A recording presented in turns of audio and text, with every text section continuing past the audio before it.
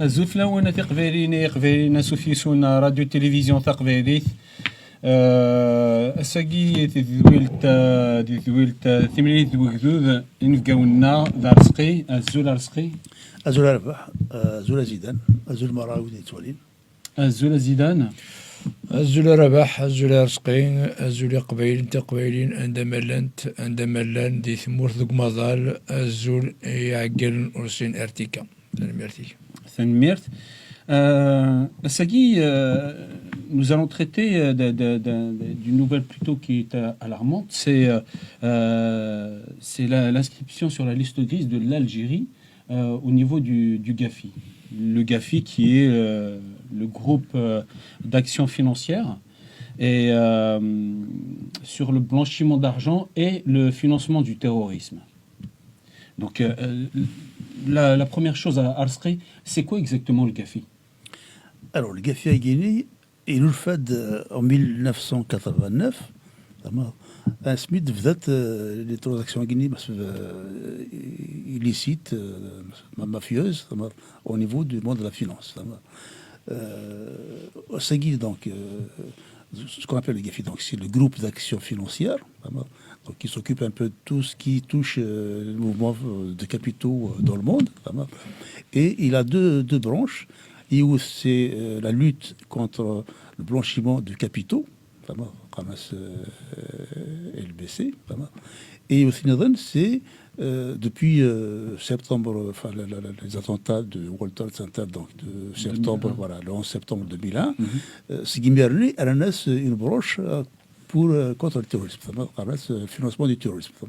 Donc ça y est, le GAFI s'occupe d'abord, enfin, d'une part du financement du terrorisme et aussi du blanchiment des capitaux. Voilà. D'accord. Une autre question. En fait, GAFI, donc, c'est une organisation donc, internationale, intergouvernementale. Donc, il est constitué par des gouvernements. Il a 33 membres, qui sont un petit peu pratiquement tous les pays qui comptent, pratiquement tous les pays occidentaux ou pays du monde libre, et aussi des pays qui comptent comme la Chine, comme voilà, les grandes nations dans le monde. Et aussi, il est constitué de groupements affiliés donc, qui sont des GAFI régionaux. Ou comme par exemple l'Algérie et les pays arabes, eux, ils se sont affiliés à ce qu'on appelle donc le MENA GAFI, ou bien le GAFI régional de MENA, donc Middle East et North Africa, donc Moyen-Orient et l'Afrique du Nord. Voilà. Après cette coalition, il est affilié à GAFI. Donc c'est pour ça que GAFI, on a 33 pays nommément, hein, c'est des pays nommés. Et après, tu as des groupements comme la Banque mondiale, le Fonds monétaire international, le MENA GAFI. En fait, il y a des pays donc, qui sont membres, il y a aussi des organismes comme le FMI, voilà, comme la Banque mondiale, etc. Et des GAFI régionaux comme le MENA GAFI, et ainsi de suite. Effectivement, voilà, ce qui fait que ça couvre un petit peu pratiquement tous les pays du monde, à savoir que depuis les récents événements, ce qui s'est passé en Russie, donc la Russie a été sortie du GAFI, donc il n'est plus membre, ni par des groupements régionaux, ni directement au GAFI, donc il n'est plus membre, il a été exclu.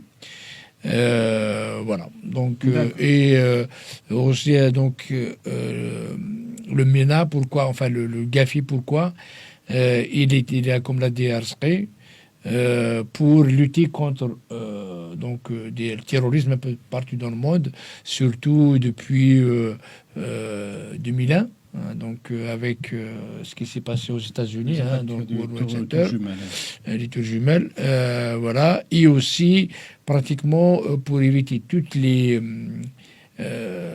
comment dire les crimes économiques, hein, donc dans le blanchiment d'argent, ou bien aussi pour lutter contre toutes ce qui nuit à l'économie, surtout dans le cadre de la mondialisation. Voilà, depuis la mondialisation, Voilà, donc il y a une certaine éthique économique à respecter, et le but du GAFI, de lutter contre tout ça, contre l'équilibre économique, pour avoir une économie un peu qui est la concurrence, disons, idéale. Il n'y a pas de concurrence idéale, mais les bons termes de concurrence. Et voilà, donc ce sont des mécanismes. Donc il y a des recommandations, des règlements.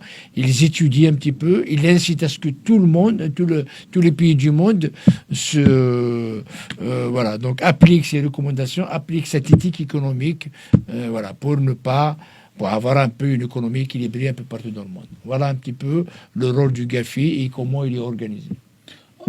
Juste pour compléter, Kadina Zidane, le fonctionnement, en fait, il est très simple. Hein. Il y a deux listes, donc une liste grise et une liste noire, qui sont gérées par le GAFI. Hein. Alors, la liste noire, c'est les pays qui présentent des défaillances majeures en termes de contrôle des mouvements financiers. Vraiment. Et puis, la liste grise, c'est des pays qui présentent des lacunes, mais qui ne sont pas à un niveau aussi élevé que ceux qui sont dans la liste noire. Ceux qui sont dans la liste noire, en fait, c'est des pays qui refusent de collaborer avec le GAFI. C'est qu'ils savent que chez eux, il se passe des choses anormales en termes de transactions financières, en termes de financement du terrorisme, mais ils refusent de collaborer avec le GAFI. Donc ces pays-là, ils sont mis dans la liste noire. Alors il n'y en a pas beaucoup, heureusement. Il y a l'Iran, il y a la Birmanie et il y a la Corée du Nord. Voilà, c'est des pays qui sont connus pour être de bonnes dictatures. Quoi. Voilà. Voilà. Donc ça, c'est connu. Les gens qui sont, les pays qui sont dans la liste grise, donc ce sont des pays effectivement donc, où les choses ne fonctionnent pas vraiment correctement en termes de transactions financières et de financement du terrorisme.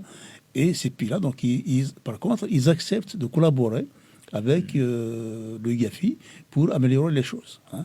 Donc, dans cette liste-là, aujourd'hui, il y a 24 pays, dont l'Algérie. Donc, l'Algérie, elle a rejoint cette liste récemment, donc il y a une semaine de cela. D'accord. Mais quels sont les leviers de ces pays démocratiques pour forcer les pays mis sous surveillance, c'est ça? Oui, surveillance. Surveillance renforcée, ça s'appelle. La liste grise, c'est des pays qui sont sous surveillance renforcée. Et comment ça renforcer excuse-moi, ils sont surveillés par les institutions internationales qui surveillent un peu tout ce qui se passe en termes de capitaux, en termes de marchés, etc. dans le monde. Et quels sont ces moyens de pression de ces pays sur les pays qui les surveillent? Alors l'opération, quand on est au niveau de la liste noire, bon, c'est pas compliqué. On voit ce qui se passe pour la Corée du Nord. C'est un pays totalement isolé. Il n'y a aucune transaction financière avec aucun pays, à part la Russie peut-être. Enfin, mais il n'y a aucun pays. Si tu veux. Et si tu veux, quand un pays comme ça, donc il y a comment dire, un embargo qui est fait dessus, où il y a une loi qui interdit ce genre de transactions, il peut y avoir des conséquences très graves. Par exemple, je ne sais pas, il y a quelques années, la banque BNP en France a écopé d'une amende de 8 milliards de dollars. Juste parce qu'elle a fait des transactions avec l'Iran, alors qu'il était interdit de faire des transactions en dollars avec l'Iran. Donc voilà, donc, ça peut être très, très grave. Hein. Pour ceux qui sont dans la liste grise, ils sont sous surveillance. Donc attention, ils font une bêtise et se trouvent dans la liste noire. D'accord, ok, Tadmir. Zidane, y a-t-il des cours de justice, comme la Cour pénale internationale qui concerne les crimes de guerre, mais spécialement adaptés au GAFI? Est-ce qu'il y a des cours de justice qui puissent sanctionner les membres, soit qui sont dans la liste grise ou bien dans la liste noire? Enfin, c'est des gouvernements, c'est des États qui se mettent. Donc, ils se mettent d'accord sur un certain nombre de choses. Donc, il n'y a pas... C'est les États qui décident. Donc, c'est les États qui décident. Voilà, ils font donc des revues, des examens. Ils examinent un pays, un État. Et donc, s'il correspond à ça, sinon, bon, il est classé dans... voilà, s'il ne répond pas à certaines rigueurs économiques ou à certaines règles, donc il est mis dans telle liste ou telle liste. D'accord. Et puis, quand il est mis dans cette liste, donc c'est aux autres États de voir voilà, comment agir. Il peut devenir une paria, personne ne veut investir chez eux, donc il est classé. Donc voilà un petit peu comment ça se fait. Donc il y a pas, c'est les États qui décident. D'accord. Voilà. Ok. En fait, il y a bien une jonction entre le GAFI et la justice, attention. Hein. Oui, mais la justice des États. Pas une justice, par exemple, la Cour pénale internationale. Voilà, c'est ce que je veux dire. Justement, voilà, tout à fait, dans chaque État, donc ça se passe au niveau d'un État. En France, par exemple, donc le GAFI, il se base d'abord sur le travail il y a des professions qu'on appelle assujetties donc au GAFI, qui sont donc tenus de déclarer tout soupçon de malversation financière. Ils sont donc notamment, il y a les notaires, il y a les agents immobiliers, enfin les banques, hein, toutes ces professions-là sont tenues de déclarer. Donc d'ailleurs aujourd'hui, si vous allez déposer, je sais pas, 1 000 € dans une banque, on vous demande l'origine des fonds. On peut faire un peu ce qu'on veut, mais à Saguenay, non, c'est pas possible. Donc c'est bien surveillé. Donc ces professions-là, donc dès qu'il y a un soupçon de malversation, donc là, ils alertent. Il y a un centre de renseignement financier. Donc je parle de la France, hein, qui existe, qui lui donc reçoit donc les alertes qui sont remontées par ces notaires, ces banquiers, etc. Et qui lui donc le CRF donc va saisir la justice. Donc il y a la police évidemment aussi qui peut intervenir pour faire.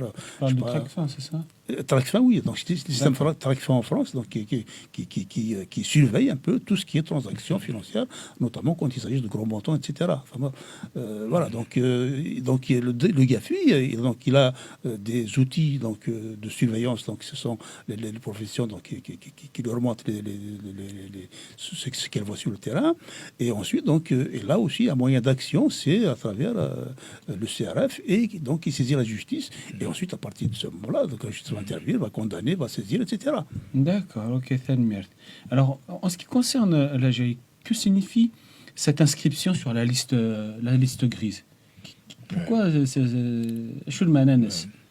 Donc, en fait, déjà, le GAFI tranche sur deux choses. Donc, il y a deux choses. Donc, il ne tranche pas sur autre chose. Hein. Donc, ce qu'il surveille, il surveille donc le blanchiment d'argent et le financement du terrorisme.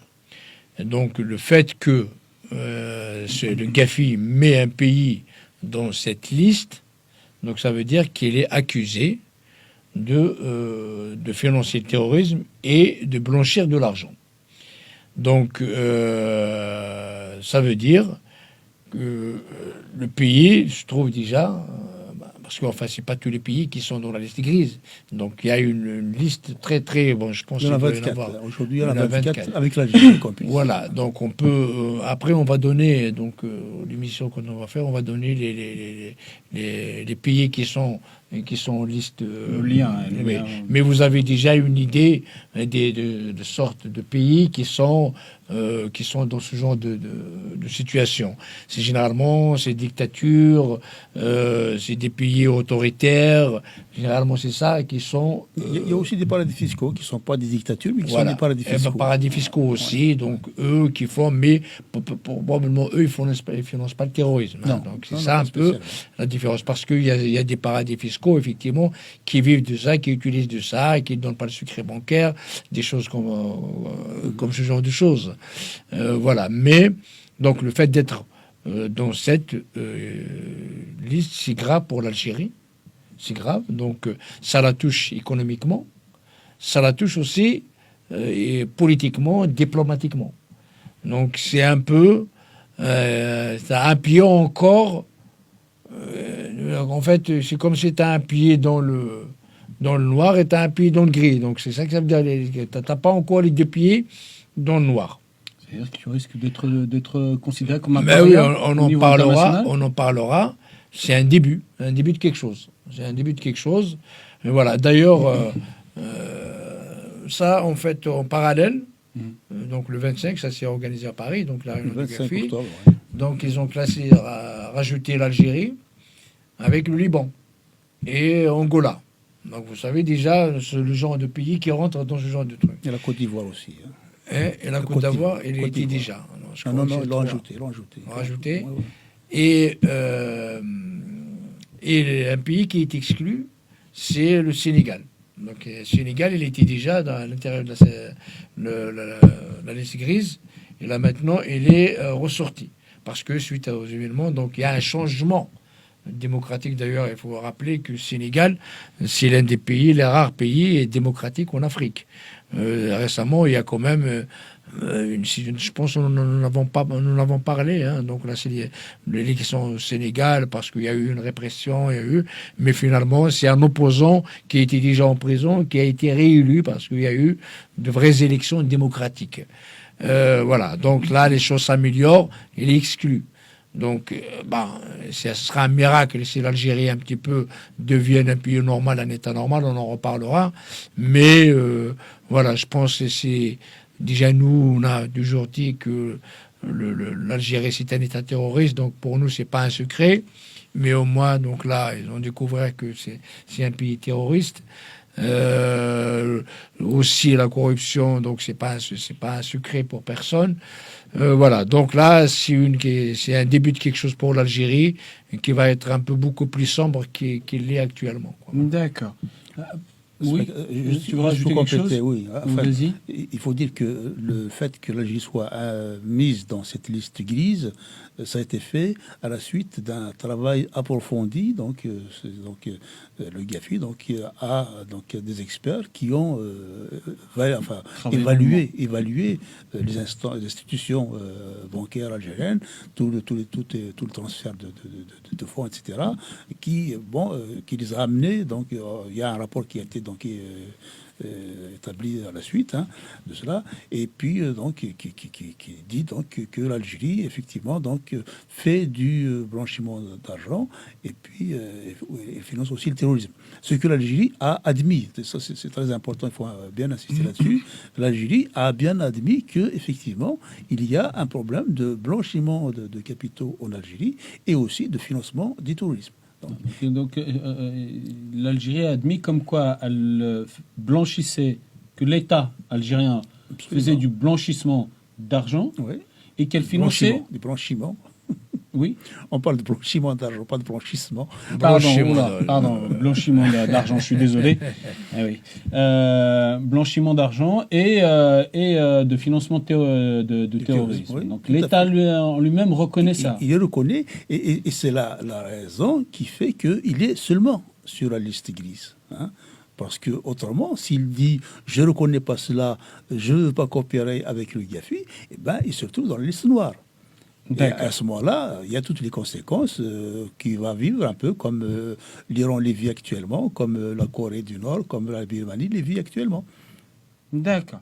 Thank you for those joining on in person, and thank you for those joining us online. I am very proud to have concluded my first plenary as president, and we had significant milestones this week. On the evaluations front, we adopted the mutual evaluation of Argentina and Oman.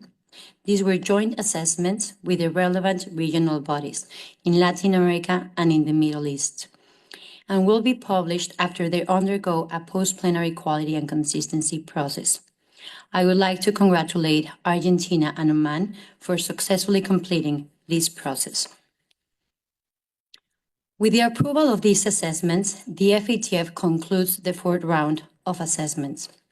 This has been a key phase in assessing how well countries are implementing the FATF standards, both to combat money laundering and terrorist financing. But what makes this round particularly significant is that we have moved beyond simply checking whether countries have laws and regulations in place. Instead, we are taking a deeper look into how effective those measures are. In other words, in this fourth round, our focus has shifted from a tick-box approach to a more comprehensive assessment. In doing so, the FATF became the first international organization to measure effectiveness, an approach that allows us to ensure measures are not just in place, but that they're working to protect people and are maintaining the integrity of the international financial system. All of this work makes us stronger. It makes us stronger to fight criminals and to fight terrorists. Now, let me turn to the FATF's identification and review of jurisdictions with strategic AML-CFT deficiencies. 4 countries are coming into the list of jurisdictions under increased monitoring. This list is referred as the FATF Grey List. The jurisdictions are Algeria, Angola, Côte d'Ivoire, and Lebanon. On delisting, I would also like to highlight that this week, based on the progress made by Senegal, the FATF removed it from its increased monitoring. In other words, Senegal has been removed of the Grey List. The FATF visited Senegal in the month of August and confirmed that substantial steps have been taken to improve its AML-CFT regime and to address the items in its action plan. I thank you for your attention, and I will be open to take a couple of questions. Zidane, pourquoi cela n'arrive que maintenant? Pourquoi l'Algérie est inscrite dans la liste grise du GAFI que maintenant? Parce qu'elle a quand même été de tout temps, elle a fait du blanchiment d'argent, elle a fait du financement de terrorisme depuis quand même des années, pratiquement son indépendance. Pourquoi ça n'agit que maintenant? C'est une question qu'il faut se poser effectivement, parce que qui ne sait pas que l'Algérie fréquente ces proxys terroristes. Qui ne sait pas. Donc ça fait longtemps que tout le monde sait que, d'ailleurs ça date pas uniquement de ces dernières années, ça date depuis l'indépendance, l'Algérie a toujours eu affaire avec des mouvements terroristes. Et aussi, tout le monde sait que la corruption fait partie de l'ADN de l'Algérie. Blanchiment d'argent, les biens mal acquis, tout le monde sait tout ça. Mais effectivement, pourquoi maintenant? Je pense que actuellement, avec les 2 événements majeurs qui se sont passés, les 2 événements qui sont l'invasion de l'Ukraine par la Russie, voilà. Et donc d'ailleurs, c'est l'une des questions pourquoi la Russie a été exclue du GAFI, donc c'est devenu une paria. Et le deuxième événement, c'est ce qui se passe actuellement en Israël. Donc les guerres qu'on a actuellement au Moyen-Orient. Au Proche-Orient. Oui, pas en Israël, au Proche-Orient. Non, en Israël, au Proche-Orient. Il y a l'Irak là-dedans, il y a il y a le Liban, il y a l'Iran, il y a le Yémen, il y a la Palestine, et voilà. Donc, c'est parce que c'est un chamboulement. En fait, il y a un dérèglement, tout le monde s'accorde à dire qu'actuellement, il y a un dérèglement du monde, en fait. D'accord. Et l'Algérie, effectivement. Donc, le fait que l'Algérie, donc, c'est maintenant qu'elle est mise dans cette liste grise, c'est parce que il a un rôle à jouer dedans. D'ailleurs, même si le Liban est aussi en même temps avec. Donc, ça explique que c'est parce que, avec le Liban, il y a le Hezbollah. Donc, le Hezbollah, le régime libanais, quand même, il a une complaisance.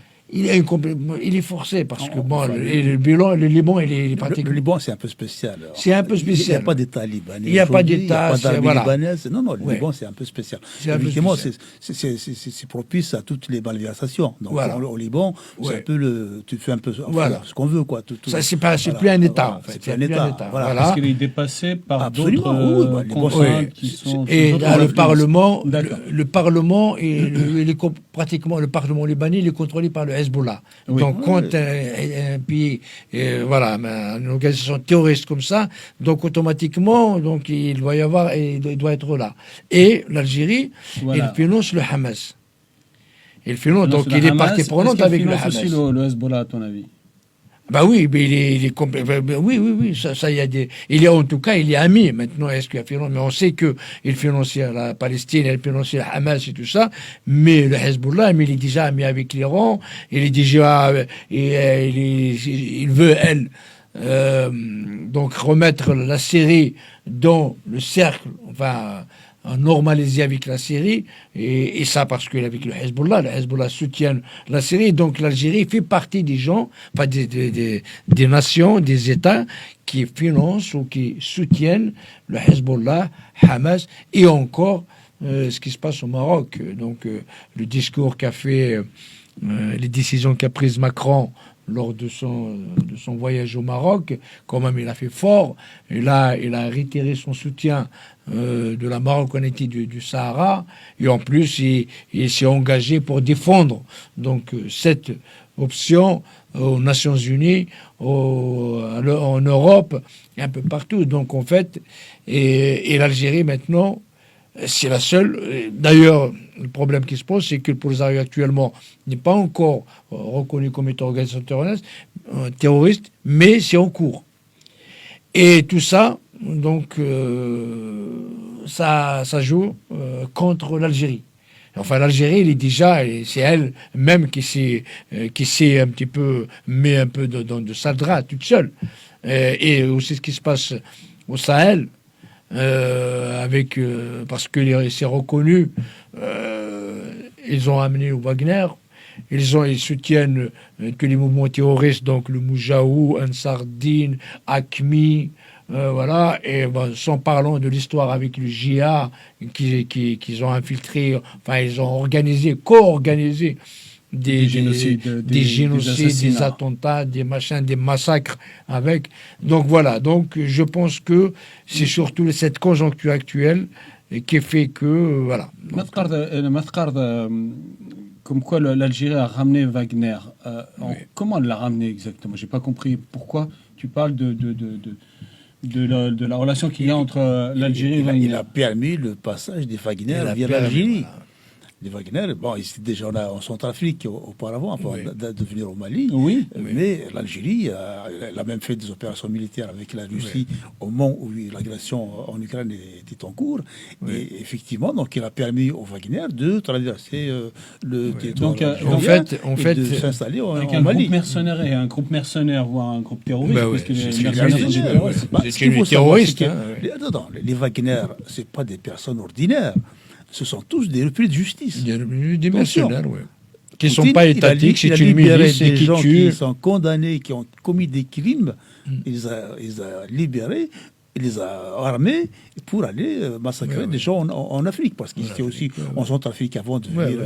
Ils sont maintenant pratiquement partout. Et aujourd'hui, ils sont en train de commettre des crimes contre l'humanité.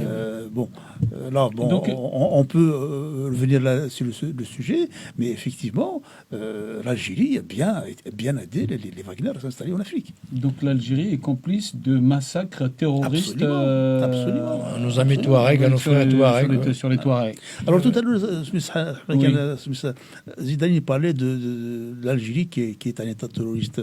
C'est pas d'aujourd'hui. Pourquoi c'est maintenant que ça arrive. Mais l'Algérie, si tu veux, il a hébergé à Alger, aux frais de l'État algérien, un grand terroriste mondialement recherché, Carlos.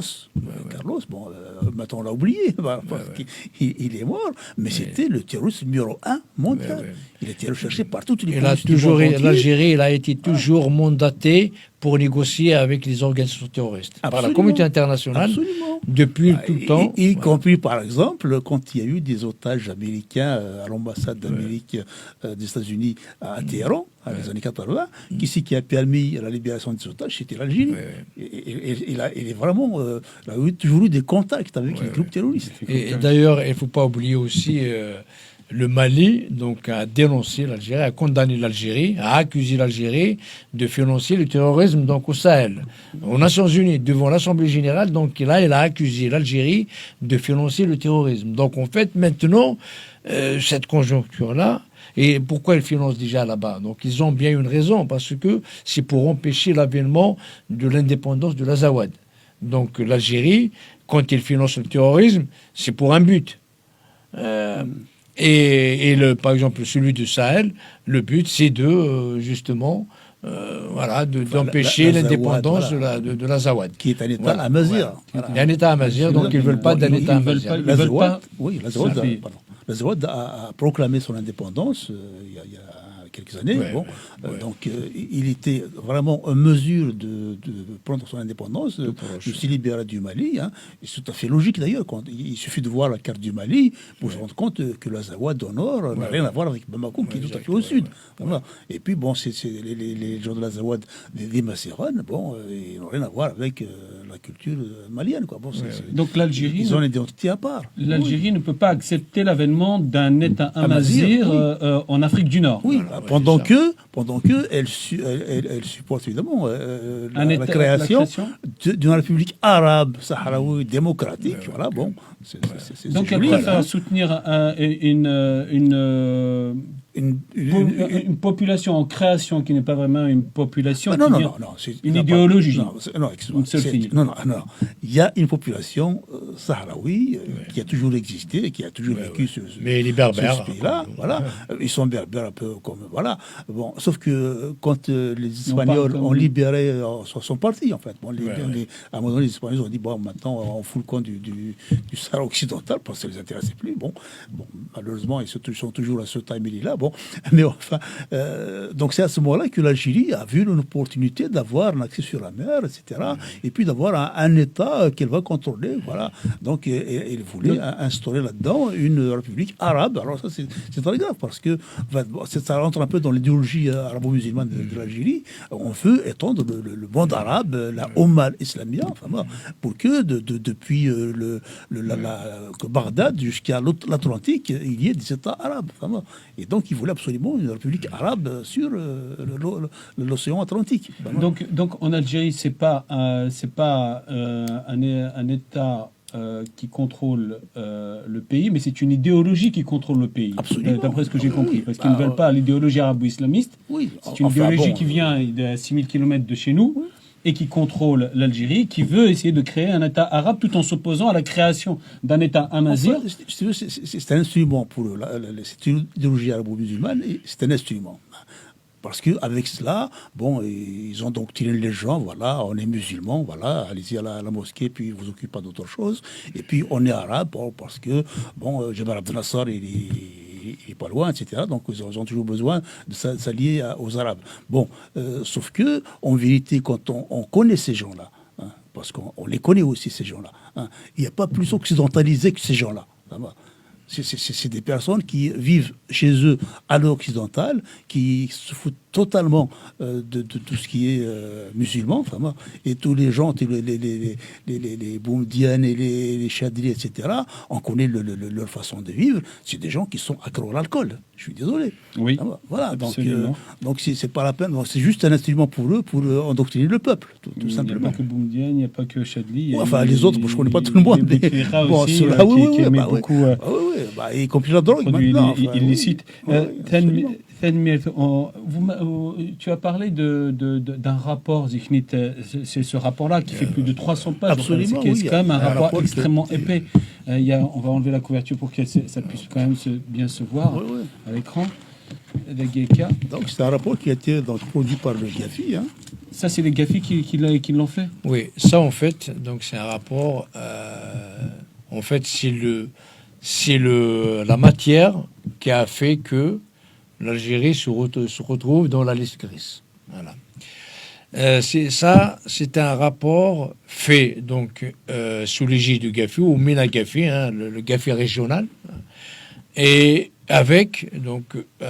en partenariat avec l'Algérie. Donc tout ce qui a été dit ici, tout ce qui a été fait ici, c'est fait par le Gafi ou le MENA Gafi et avec l'Algérie. Donc tout ce qui a été écrit ici est validé par l'Algérie. Donc il n'y a rien qui se dit sans que l'Algérie valide ou soit fait à son encontre. Donc l'Algérie, et ce rapport-là, donc c'est la conclusion de ce rapport, c'est que l'Algérie finance le terrorisme et fait du blanchiment d'argent.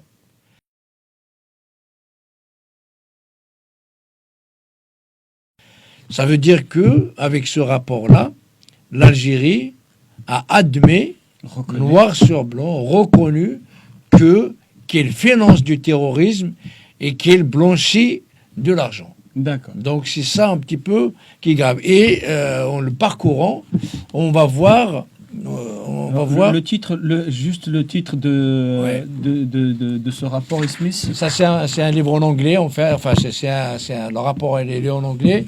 C'est marqué ici. Donc, MENA, donc là, c'est le GAFI de MENA, Moyen-Orient et l'Afrique du Nord. Et son titre, donc, c'est Anti-Money Laundering. Donc, ça, c'est blanchiment d'argent, c'est en anglais. And Counter-Terrorist Financing Measures.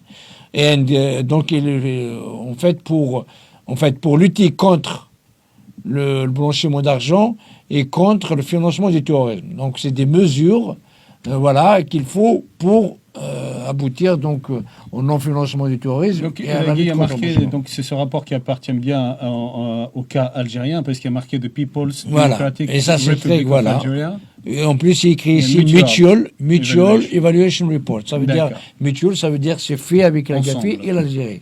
Et sur lequel, donc là, on a l'État algérien, enfin le nom de l'Algérie, quoi. On va le montrer Ouais. à la caméra pour que nos Ouais. téléspectateurs puissent voir un peu Voilà. à quoi ça correspond. Donc voilà, hop, Donc, ça. je voulais juste. Et, ouais, Donc là, la rédaction de ce rapport, tu dis que ça a été fait avec le GAFI ouais. et l'État L'Algérie, algérien, L'État algérien. qui reconnaît, Ouais. Qui reconnaît tout le lui-même- contenu qui est là. dans lequel on dit comme quoi l'Algérie finance le terrorisme. Ouais. Le terrorisme et fait aussi du blanchiment d'argent. Donc l'Algérie reconnaît en elle-même Ouais. comme quoi elle finançait. Exactement. C'est quand même assez Voilà. grave. C'est ça la gravité de la chose. De toute façon, il ne peut pas s'en échapper. Pourquoi? Parce qu'il est obligé, en fait, on va expliquer. Donc là, il y a, on ouvre déjà la première page, on va les key findings, ça c'est les trouvailles. Et on trouve ici un certain nombre, donc qu'est-ce qu'ils ont découvert? Qu'est-ce qu'ils ont découvert? Et aussi ici, après vers la fin, ils ont toutes les recommandations.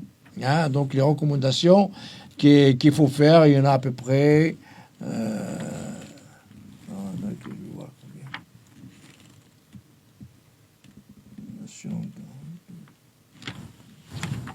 à peu près une cinquantaine de recommandations.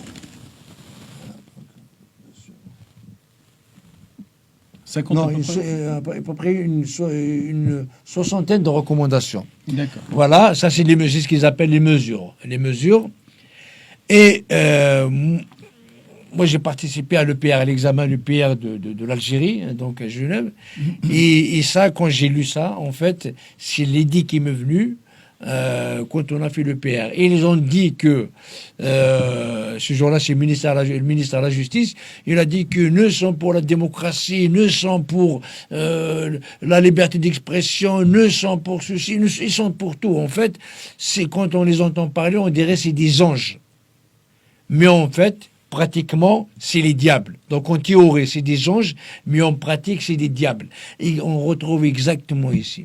Ici aussi, donc quand ils parlent avec cette commission, ce GAFI, ils disent, nous, on fait ça, on va faire ceci, on va faire... Mais ça reste que de la parlotte. C'est de la manipulation. C'est de la manipulation. Mais en pratique, il n'y a rien.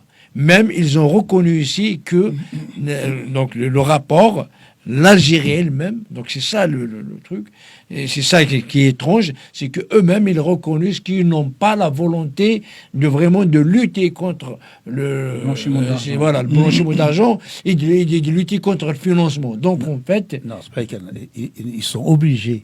Non, là, ils ont été sommés. Oui. Non, là, en fait, l'Algérie... Dans le rapport. Oui, l'Algérie a accepté donc d'être admise sur la liste grise pour ne pas se retrouver dans la liste noire. Parce que si elle refuse d'être sur la liste grise, automatiquement, elle se retrouve dans la liste noire. Ça, c'est le fonctionnement du GAFI. Effectivement. D'accord. Ouais, voilà, Donc, effectivement. voilà. Pour éviter d'aller sur la liste noire, ils ont dit, OK, on est d'accord avec vous, on va collaborer avec vous, etc. Ouais. Donc, ils sont tout doux, etc. Ouais, voilà. Mais bon, on connaît bien le pratique. Hein. Sauf que, bon, ils sont quand même sous... parce que la liste grise, c'est ce qu'on appelle la liste des pays qui sont sous surveillance renforcée. Renforcé. Voilà. Ouais. Donc le GAFI va exercer une surveillance sur toutes les transactions qui se passent en Algérie et ils ont vraiment l'œil sur tout ce qui va se produire. Bon, les Algériens, donc, comme toujours, bon, c'est des tricheurs, ils ont l'habitude. Hein, ils vont essayer de truander le GAFI, mais à mon avis, ils vont se casser les dents. Donc là, ils sont quand même contraints de soumettre aux Effectivement, ils recommandations. sont obligés de collaborer. Maintenant, l'avenir nous dira comment Voilà. ils vont faire. Ils sont obligés, donc en tout cas, elle ne peut pas tricher. Donc, parce que c'est des experts, là, le truc là, donc c'est une grande commission d'experts dans tous les domaines. Ils ont des pratiques qu'ils déroulent un peu partout dans le monde. Et il se trouve que l'Algérie, c'est un État à part, c'est un État là où rien ne marche. Donc, et ils ont reconnu eux-mêmes. Et en plus, là, quand on dit légal et illégal, ça veut dire, quand ils disent légal, ça veut dire que c'est de la responsabilité du régime, du pouvoir. Donc, le pouvoir lui-même reconnaît ici que, voilà, il finance le terrorisme et il fait du blanchiment d'argent. Et voilà. Et parce qu'il ne peut pas échapper. Parce qu'avec tous les contrôles qu'il y a, donc ils sont pas nés de la dernière pluie, les experts qui sont là. Donc ils savent comment ça se passe. Donc ils ont beau tricher, mais ils sont pris la main dans le sac. Et voilà. Et c'est ça un petit peu le rapport. Donc on va donner lors de l'émission l'adresse à tout ça, où trouver ce rapport. Mais il est très très important. Voilà. Donc ça dit beaucoup de choses sur le fonctionnement du régime algérien. D'accord. Il y a une expression sur le malin et demi. Ah oui, de toute façon, là, ils ne peuvent pas. Ils peuvent pas échapper puisqu'ils ont affaire à des gens qui sont encore plus malins qu'eux. Absolument. Tu as en partie répondu, vous avez en partie, mais je voudrais insister ça. Donc, elle a collaboré pour rédiger ce rapport qui l'incrimine en elle-même. Donc, pourquoi elle a collaboré, en partie parce qu'elle a risqué. Mais qu'est-ce qu'elle risque surtout? Qu'est-ce qu'elle risque? Là, aujourd'hui, en fait, sanctions on lui donne un sursis, là, tu vois. On lui dit, voilà, suivez nos recommandations, puis là, nous, on vous regarde, on vous surveille, on va voir ce que vous allez faire. Oui, mais qu'est-ce qu'elle risque au cas où si elle ne suit pas ces recommandations? C'est ce qui est intéressant. Je te dis, elle ne suit pas, elle a un délai. Il y a un délai, d'accord? Donc, on leur a fixé un délai dans lequel donc, il faut que ces recommandations soient mises en œuvre. Bon, si au bout de ce délai-là, cela n'est pas fait, eh ben, ils vont se retrouver sur la liste noire. Et sur la liste noire, qu'est-ce qu'elle risque justement sur cette liste noire, Guy? Se retrouver sur la liste noire, mais se retrouver comme la Corée du Nord, je te dis. La Corée du Nord, aujourd'hui, il est isolé, à part aller voir Poutine. Tu vois, donc isolé diplomatiquement, économiquement, etc. Absolument. D'accord. Déjà, les effets économiques, elle va les subir, l'Algérie va les subir malheureusement. Et malheureusement, c'est le peuple qui va subir, c'est pas le régime. Hein. La junte, ils sont toujours, ils s'en sortent toujours. Ils ont beaucoup ils ont la rose pétrolière. Bon, mais le peuple algérien va subir les conséquences de ce classement dans la liste grise. Ouais. D'accord. Déjà, en fait, c'est un glissement. C'est un glissement, comme on dit un trou noir. Hein. Donc ça, donc là, glissement, hop. Après, tu disparais dans le trou noir. Et je pense que l'Algérie, c'est ce qui arrive. Donc là, avec la liste grise, là, c'est un avertissement, c'est une porte glissante. Donc il va forcément aller dans le noir. Et déjà, même avec la cellule... nous, on a vu déjà les résultats. Hein. Donc, même s'il n'est pas encore dans la liste grise, mais c'est comme s'il y est. Parce que... La liste noire, tu veux dire? Non, même la liste grise. Donc, même avant, même si elle n'est pas là, actuellement, il n'y a pas de... Je veux dire, là, ça va s'aggraver. Mais déjà, on a vu qu'il n'y a plus... Donc, l'Algérie, il est isolé. C'est devenu paria. Personne ne croit en elle. Donc c'est une forme un petit peu, voilà, c'est un début. C'est pour ça ils ont vu. En fait, c'est son comportement, voilà, qui a fait que ça s'empire. Et là maintenant, il est dans la liste grise. Donc ça va encore continuer. Donc là maintenant encore plus. Donc ça va devenir une paria. Personne ne voudra parler avec elle, personne ne voudra investir, et des choses comme ça. Et donc, ça, complication sur complication sur complication. Et ça serait certain. Donc, l'Algérie, on peut en parler politiquement, c'est pas un pays qui va s'améliorer. Donc il va de pire en pire. Et là, et les crises maintenant, il va certainement finir dans la liste noire dans peu de temps. Et parce que pour regarder les recommandations, ils disent on applique les recommandations, mais en fait, il n'y a aucune volonté vraiment de faire ces recommandations, de lutter, d'arrêter le financement du terrorisme ou de faire. Donc, à mon avis, donc il y a deux choses, principalement deux conséquences. C'est l'effondrement économique, petit à petit, hein, donc mourir à petit feu, comme on dit, et aussi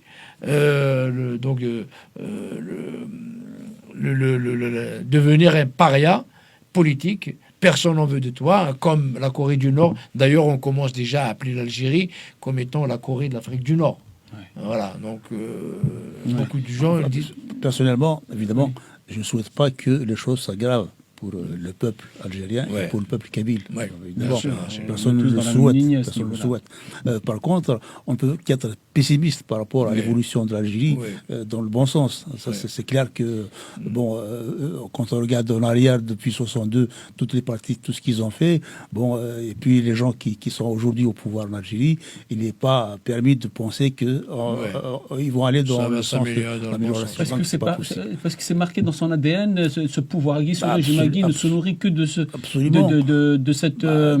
blanchiment d'argent et du terrorisme. Leur formation, leur culture, leur ADN, si tu veux, absolument, s'inscrit dans ces pratiques-là, mafieuses, l'opération, la répression, ils connaissent que ça. Hein, les magouilles, la mafia. Et malheureusement, ça ne va que dans le sens de l'aggravation. Donc ce régime Agui ne peut pas survivre sans Absolument. Le régime tel qu'il est aujourd'hui, s'il n'y a pas un changement radical de tout l'État algérien, de tous les gens qui dirigent cette Algérie, il n'y aura aucune amélioration. On peut même dire que on va dans le sens de la dégradation. Quand on voit par exemple récemment la nomination d'un ancien comment s'appelle le gars là qui était vraiment le sous-fifre de Téhéran, Belkhadem, qui est un terroriste islamiste, donc aujourd'hui il est rappelé aux manœuvres. Président du Sénat Ouattara, il est rappelé pour être président du Sénat. Oui, quelle soit la fonction qu'il va occuper. C'était un retour en arrière, en arrière. Bon, il savait déjà le marche arrière, mais bon, enfin. C'est avancé en arrière. Voilà, c'est avancé en arrière, quoi. Bon, ce que je veux dire, c'est que là, c'est pas un bon signe, quoi. C'est-à-dire qu'on ne peut pas attendre de ce régime-là qu'il s'améliore. Et malheureusement, on peut être que pessimiste. Donc il n'y a pas, vous, en ce qui vous concerne, vous ne voyez pas d'autre futur que d'être dans la liste noire pour l'Algérie, comme elle est aujourd'hui, elle va s'y retrouver automatiquement. Moi, je pense que l'Algérie, comme on a dit, il a pris un sens interdit. Donc l'Algérie n'a jamais pris le bon sens de sa vie. Et sens interdit, il continue. Donc c'est comme si on part dans un sens interdit, dans le sens... et là, donc il y aura uniquement catastrophe sur catastrophe qui vont venir. Donc impossible, parce que l'Algérie telle qu'elle est construite, les fondements de l'Algérie, il n'est pas basé sur de bonnes fondations, sur de mauvaises fondations, de fausses fondations. Il n'y a pas de vraies fondations. Et personne n'acceptera ces fondations dans l'avenir. Donc toutes ces fondations, ils sont remises en cause. Voilà. Donc pour moi, l'Algérie ne va que de pire en pire. Et la preuve, on est à 70 depuis le début de la guerre, 70 ans depuis la guerre de libération, depuis le déclenchement de la guerre de libération, et ça va de pire en pire. Voilà. D'accord. L'Algérie, donc, en acceptant de collaborer avec le Gafi, donc, se dit, elle confirme comme quoi elle est terroriste. Bah oui, absolument. C'est une façon de C'est confirmer. quand même incroyable. C'est le- Donc, reconnaissance, elle reconnaît qu'elle absolument. fait du blanchiment d'argent et qu'elle est terroriste. C'est reconnu officiellement. Là, c'est officiel. Donc, elle finance des mouvements terroristes. Qui finance des mouvements terroristes est en soi-même un terroriste. Absolument. Vous avez des exemples de mouvements terroristes qu'elle finance? À part, bien sûr, le Hamas, on vient d'en parler. Juste pour ce que tu dis là, effectivement, au niveau du droit international, le fait de financer le terrorisme, c'est un acte terroriste en lui-même. Vraiment. D'accord. Voilà. Donc le fait que l'Algérie finance des mouvements terroristes, donc on peut citer le Hamas, on peut citer les mouvements qui opèrent au niveau du Mali, enfin dans le Sahara, bah, tous ces financements-là font que l'Algérie est un État terroriste. Hein. Voilà. Vous avez des noms de mouvements qu'elle finance éventuellement? Oui, donc ça, ils sont connus. Hein. Donc, par exemple, au Mali, on l'a dit tout à l'heure, pour empêcher l'avènement d'un État amazigh, donc en l'occurrence l'Azawad, ils étaient obligés d'installer le terrorisme à travers des groupuscules comme ACMI, comme le GSPC, comme Ansar Din, le Moudjahou, tout ça. Voilà, ils ont créé de toutes pièces donc du terrorisme au Sahel pour empêcher l'Azawad d'être indépendant. Voilà, donc ça, et ça, c'est d'ailleurs même le Mali a reconnu ça, a accusé l'Algérie aux Nations Unies, à la dernière Assemblée Générale, la 78e, ils l'ont accusé que l'Algérie finance du terrorisme. Voilà, et pareil, donc le Polisario n'est pas encore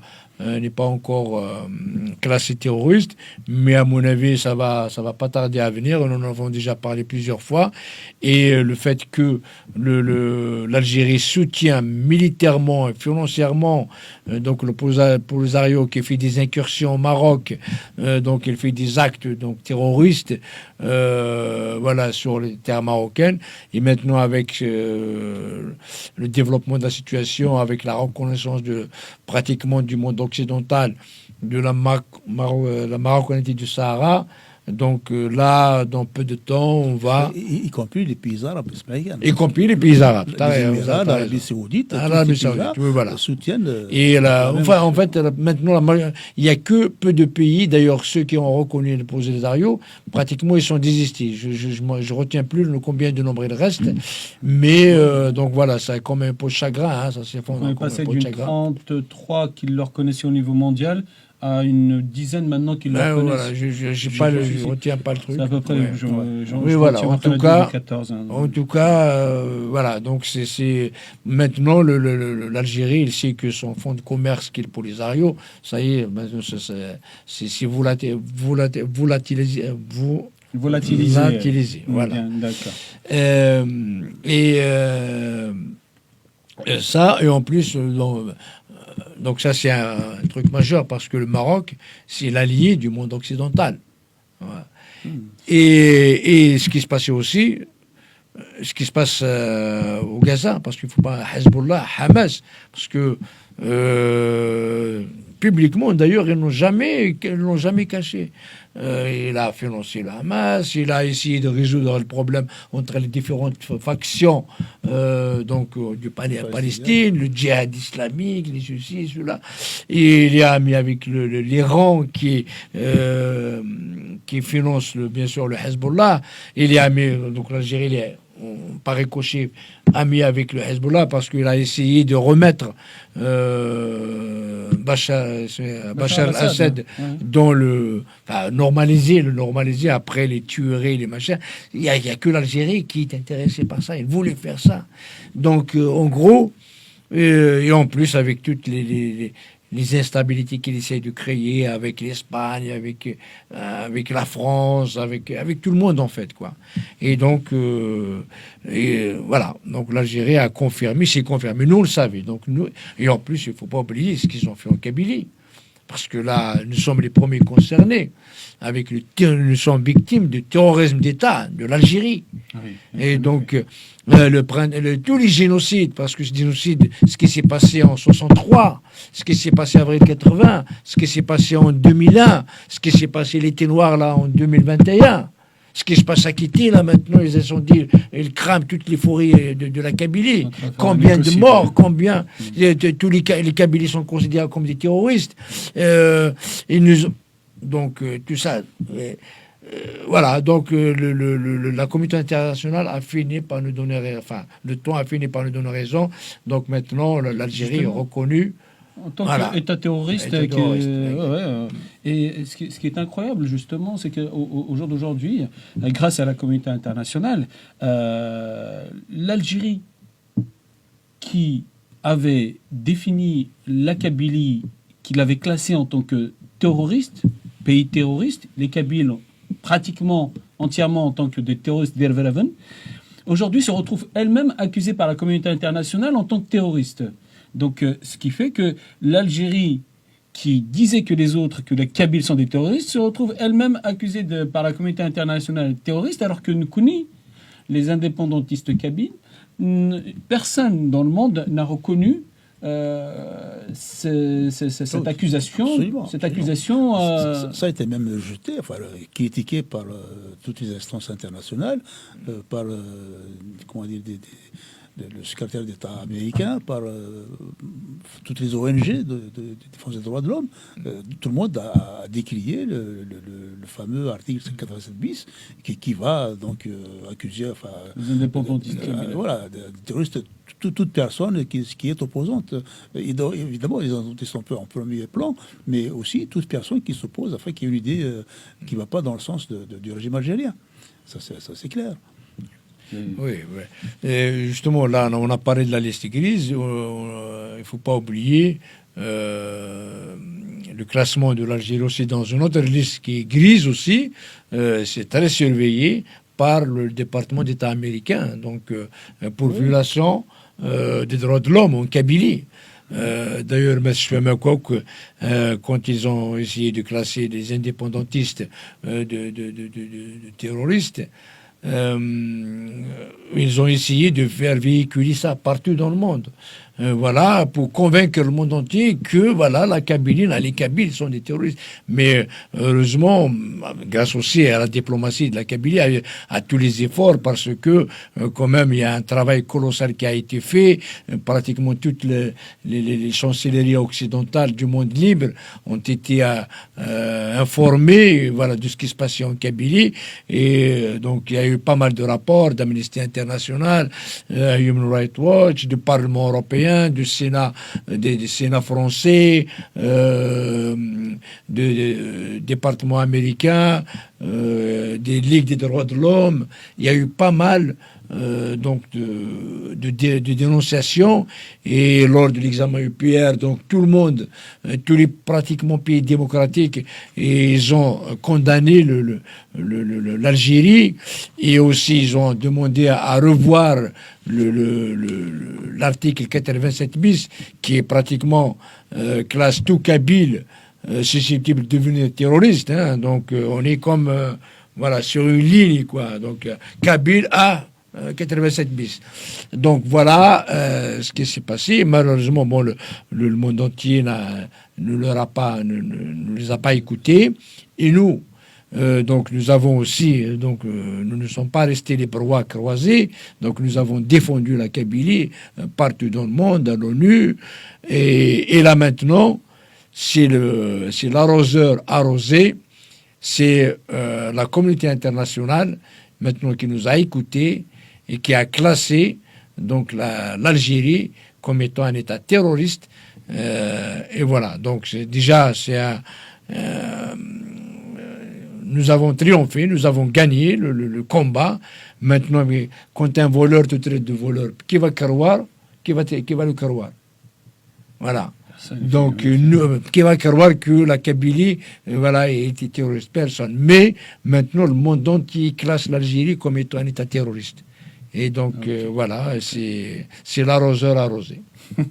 Voilà. Arsqi, quel sera l'impact sur la Kabylie de Le fait d'avoir placé l'Algérie sur sa liste grise. L'impact, bon, ça impacte évidemment l'Algérie, automatiquement. Spécialement sur la Kabylie. Hein. Oui, tout ce qui impacte l'Algérie impacte aussi la Kabylie, malheureusement. Oui. Oui, la crédibilité de l'Algérie est vraiment entachée.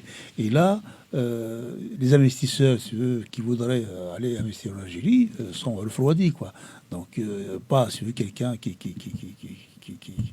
pense faire de bonnes actions pour son entreprise ne va jamais s'engager dans un pays qui est classé dans la liste grise, où il y a du blanchiment d'argent, où il y a du financement au terrorisme. Donc, automatiquement, les investissements des étrangers qui avaient en Algérie vont diminuer. Hein.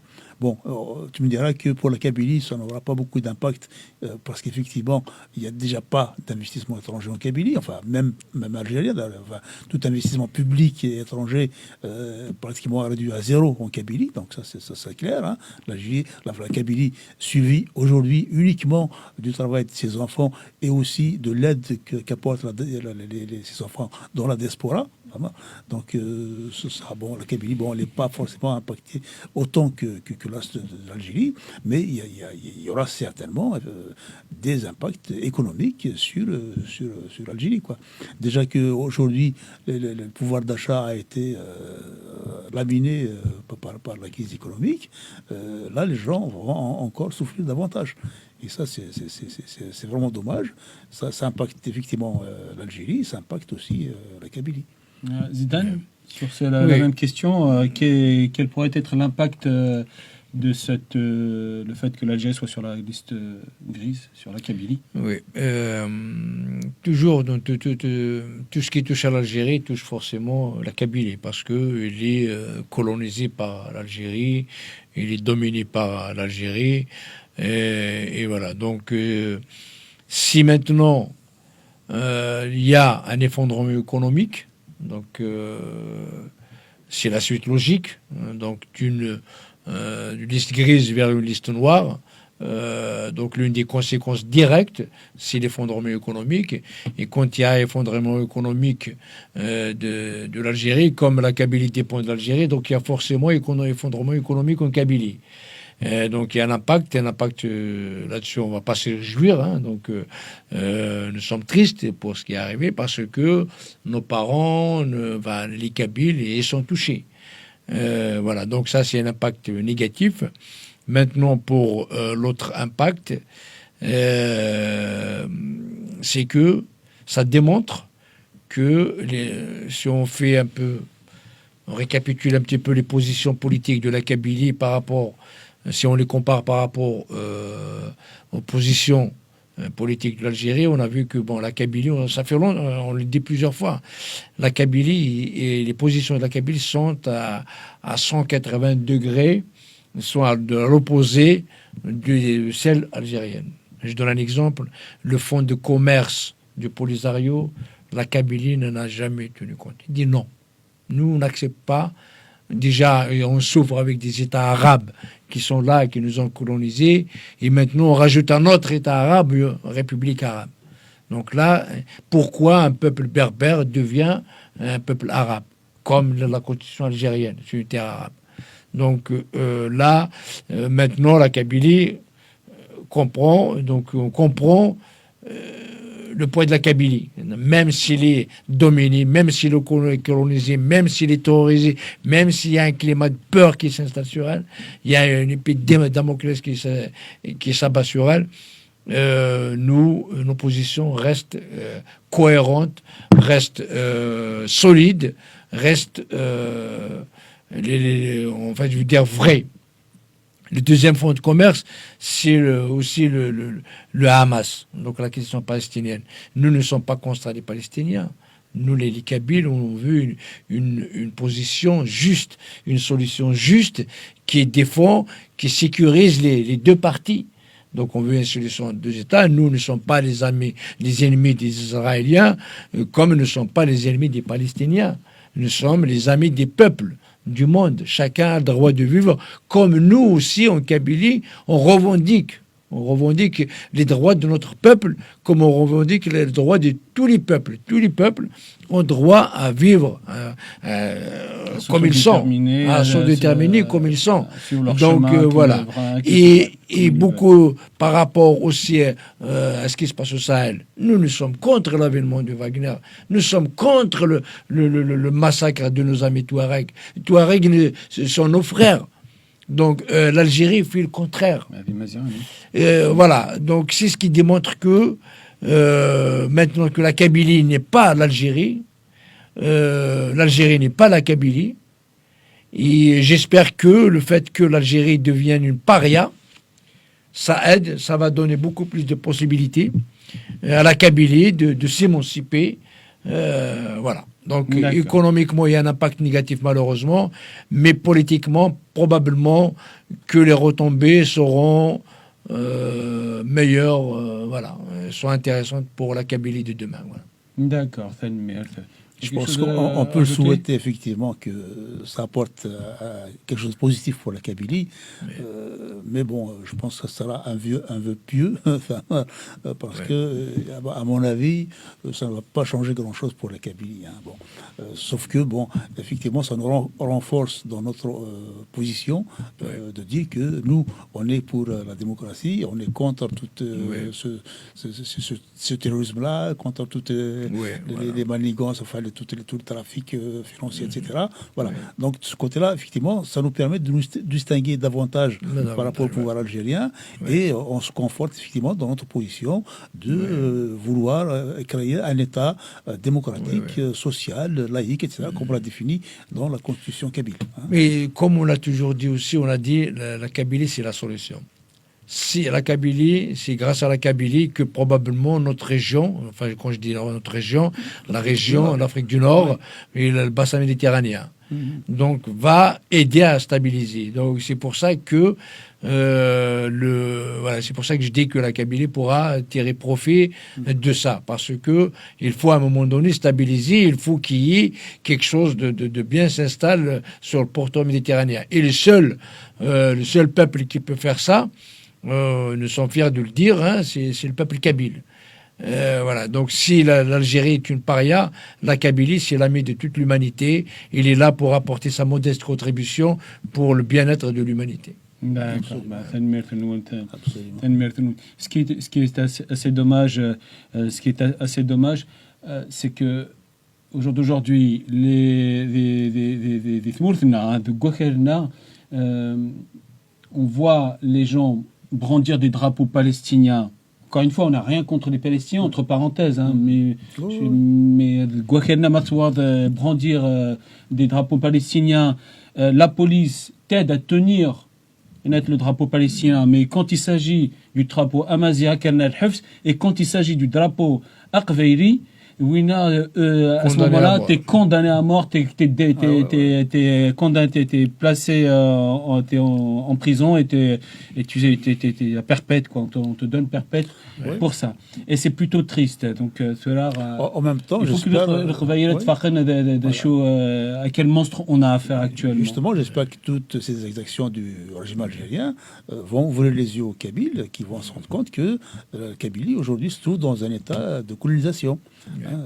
À partir du moment où l'État ou les institutions qui te gouvernent, qui décident, ne parlent pas la même langue que toi, c'est que cette langue, cette culture vient d'ailleurs. Oui. En l'occurrence, l'idéologie arabe ou islamiste présente en Kabylie, et c'est elle qui gouverne, vient de 6000 km de chez nous.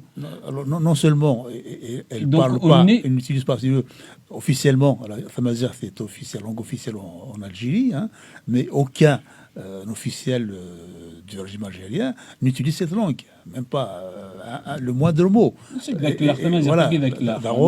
Voilà, ça c'est clair. Et ensuite, le pire, c'est qu'on t'interdit d'utiliser cette langue. Il y a les gens qui sont retrouvés devant un juge, alors qu'ils sont accusés d'actes vraiment très graves. On les accuse d'atteinte à l'intégrité du pays, d'actes de terrorisme, etc. Ils n'ont même pas le droit de s'exprimer dans leur propre langue. Ils ne peuvent pas se défendre. Ils n'ont pas les moyens de se du défendre. colonialisme. Absolument. On est colonisé. Voilà. Et même, je vais même ajouter une chose, c'est que du temps de la colonisation française, dans les tribunaux en Algérie, il y avait toujours un interprète. Hein, quand quelqu'un il parle pas le français, il parle le kabyle ou bien il parle d'Adja, eh ben il y a un interprète qui est, parce que le juge c'était souvent un français, eh ben il y a un interprète. Aujourd'hui, on se fait condamner par un juge qui nous refuse de nous exprimer, de nous défendre dans notre propre langue. Comment tu veux te défendre en arabe classique ou même en arabe, enfin en darja, pour quelqu'un qui vient de la campagne kabyle, qui connaît pas ces langues? Oui, absolument. Merci Karsri. Non, c'est vrai qu'on n'a pas tout à fait fini, parce qu'on a parlé de terrorisme, mais on n'a pas parlé du blanchiment d'argent, parce que c'est important aussi de parler du blanchiment d'argent. Oui, parce qu'il y a beaucoup de... c'est une autorité publique depuis longtemps. Comment dire, la nomenclature algérienne, elle investit en France. Hein. Bon, maintenant, on le sait, il s'est parlé dans la presse donc, à plusieurs reprises, qu'il y a des personnalités du régime algérien qui ont acquis des biens, à Paris notamment, dans les beaux quartiers. Sur les Champs-Élysées, dans l'avenue Hoche, à Neuilly-sur-Seine, qui sont des quartiers vraiment huppés de Paris, hein, où le moindre appartement fait plus d'1 million d'euros. Hein. Donc tous ces trucs-là, donc c'est ça le blanchiment dont on parle effectivement, et ça, c'est important de le dire. Alors aujourd'hui, il se trouve que bon, là, donc, avec ce rapport du GAFI, donc, qui contraint l'Algérie donc, à lutter contre ce genre de choses. Bon, l'Algérie, comme toujours, donc, elle triche, elle sait très bien le faire. Donc, elle dit, OK, oui, je vais tout faire, pas de souci, etc. Et là, en ce moment, ils sont en train d'essayer de récupérer les biens mal acquis de la clique Bouteflika. Hein. Donc, il y a un certain nombre de biens immobiliers ici sur Paris qui sont référencés et que l'Algérie veut récupérer. Hein. Sauf que, en attendant, ceux qui sont aujourd'hui au pouvoir, ils ont aussi, on connaît, on sait bien leur situation, ils ont des enfants qui font des études ici en France. D'ailleurs, très souvent, avec une bourse offerte par l'État algérien, et ça, j'en sais quelque chose. Donc, ils sont ici donc, en France avec des moyens qui ne sont pas les moyens d'un étudiant lambda. Hein. Ils sont dans de beaux appartements, etc. Et ça, donc, le blanchiment, donc, il a été toujours pratiqué par les dirigeants algériens, qui sont très friands de la France. Hein. Bon, ils ont beau dire on est arabo-musulmans, etc. Ça, c'est pour le peuple. Hein. Mais quand ils veulent passer des vacances pour la fête de Noël, ils sont plutôt ici à Paris. Hein. Donc ça, on le sait. Moi, j'ai vu des bouteilles de vodka, des bouteilles de whisky. Moi, j'ai vu des personnes faire aller-retour dans la journée, venant d'Alger, faire ses courses à Paris et repartir à Alger. Bon, ça c'est des choses qu'on voit. Du vol, du détournement de fonds. Absolument. Donc tout ça. Alors, donc là, c'est important de savoir comment fonctionne ce système. Donc c'est un système qui est bien rodé maintenant, que les Algériens connaissent bien. On a même vu quelqu'un acheter un hôtel à Barcelone qui fait 60 millions d'euros. Hein. Bon, quelqu'un qui n'a jamais eu une fiche de paye en France ou en Espagne, hein, qui a toujours travaillé en Algérie et qui se paye un hôtel de 60 millions d'euros en Espagne. Ah bon. Donc c'est un peu tout ça le blanchiment d'argent. Et ça, c'est très grave parce que ça met en difficulté comment dire, l'économie algérienne. Bon, c'est des capitaux qui s'en vont, donc ils ne tournent pas dans l'économie algérienne. Et d'autre part, bon, ce sont des actions qui sont illicites. Cet argent-là, c'est pas de l'argent propre. Vraiment. Et à mon avis, bon, c'est important qu'on sache qu'il y a un mécanisme de blanchiment d'argent qui est parti par les Algériens et qui est bien rodé. Et bon, aujourd'hui, j'espère qu'avec ce rapport-là, ça va s'arrêter, mais pas tant que ça, quoi. Bon, on a tous entendu des valises pleines d'argent justement, qui il n'y a pas longtemps. Qui ont passé les douanes. Il y a 2 mois, ça, c'était au mois d'août, là. Oui. Il y a 2 Algériens qui se sont fait arrêter à Roissy avec une valise où il y avait 2 400 000 euros. Hein. À Roissy. À Roissy, oui. Comment ont-ils fait pour traverser les douanes algériennes? Justement, et en plus, c'est un vol qui venait d'Alger, qui atterrit à Roissy, qui était destiné, enfin, ces gens-là, normalement, devaient continuer leur voyage vers la Turquie. Hein. Mais sauf que, bon, à Roissy, même s'ils sont juste en transit, donc ils ne sont pas sortis. Ils pensaient qu'en transit, il n'y a pas de contrôle. Hein. Bon, mais malheureusement, à Roissy, bon, il y a quand même une police qui est assez efficace. Et ils ont vu dans une valise qu'il y avait de l'argent.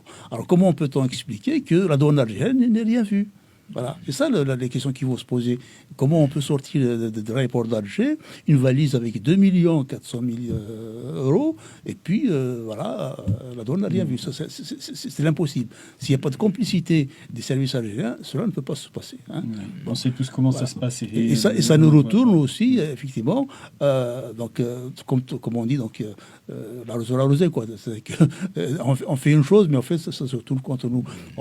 Il n'y a pas, juste avant cela, la douane algérienne avait intercepté quelqu'un qui avait un fourgon plein d'armes, alors qui arrive, c'était à Afgaïef, hein. Bon, sauf qu'il venait de Marseille et que la police marseillaise n'a rien vu, quoi. Bon, alors ça c'est quand même un peu grossier, quoi. Bon, oui, mais en ce qui concerne cette affaire-là, apparemment, d'après les informations eues sur les réseaux sociaux et dans les journaux, que c'était des armes de chasse, que la personne pratiquait la chasse. Et voilà, c'est ce que j'ai entendu dire. Non, c'est un coup monté, comme le coup de Cap Sikli, ça c'est connu, il n'y a pas de problème. Mais ça, ce qu'il faut en tirer de cela, c'est qu'aujourd'hui, l'Algérie est devenue experte dans les affaires de manipulation. Quoi. Voilà. Donc, le coup de ces armes-là qui sont arrivées à Afgaïef, et bon, cette affaire de 2 400 000 dans une valise, etc. Donc tout ça, c'est des actions des services algériens. Ça, c'est évident. C'est pas d'autres personnes qui peuvent faire ça.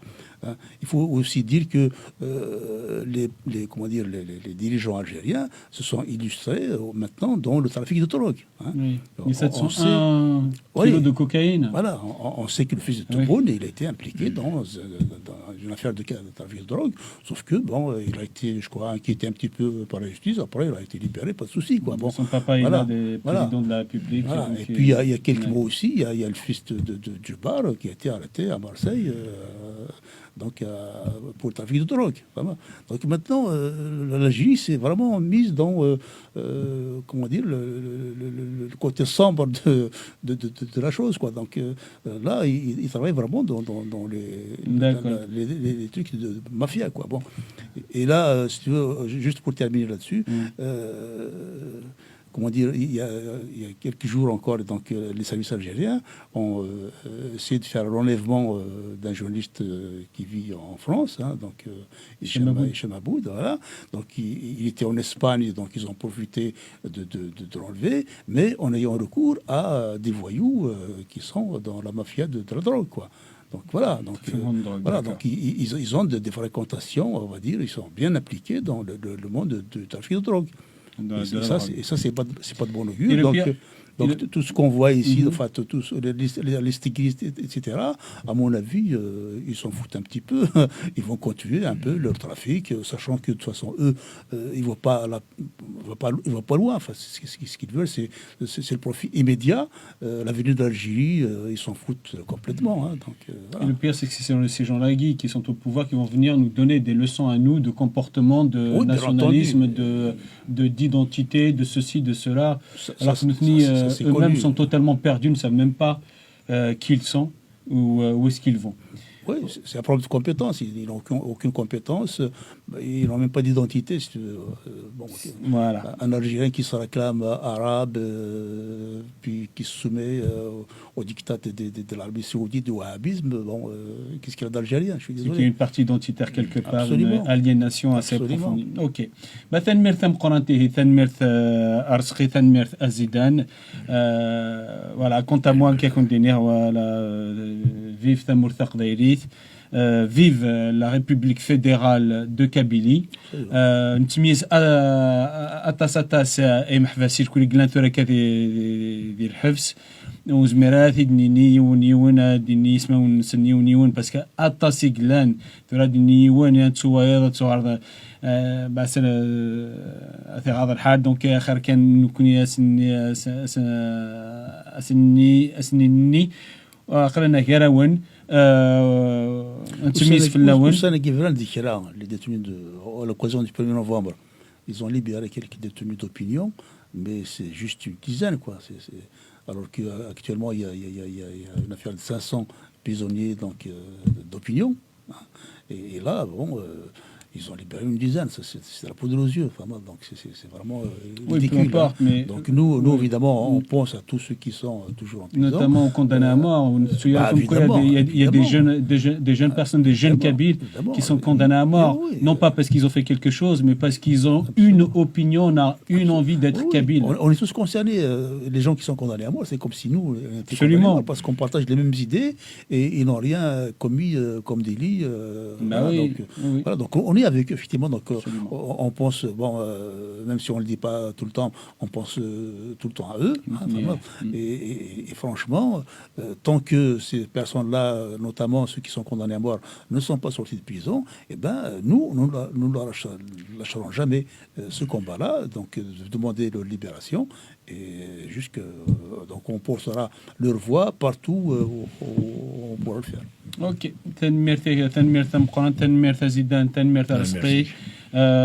Encore une fois, vive la République fédérale de Kabylie, vive l'indépendance de la Kabylie, vive le Qvaïr. Et ماذا كي نكون دينير أرس نظام تنمير ثنون sur radio télévision تقبيلي.